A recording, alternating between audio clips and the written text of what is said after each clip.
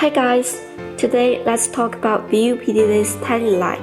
Tally light is one of the most commonly used equipment in the radio and television industry.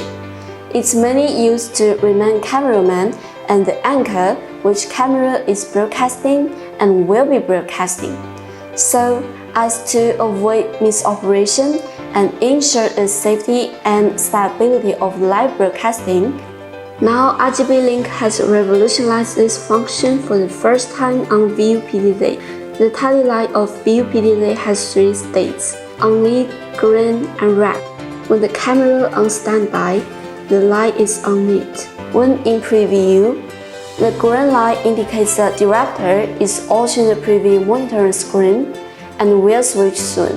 When in output mode, the red light indicates that this camera is broadcasting. Please don't move it.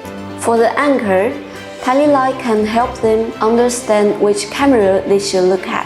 For the cameraman, tally light will remind them to switch immediately or to broadcast certain scenes. Please don't move the camera. That's all for RGB Link's PTZ's tally light. Thank you for watching.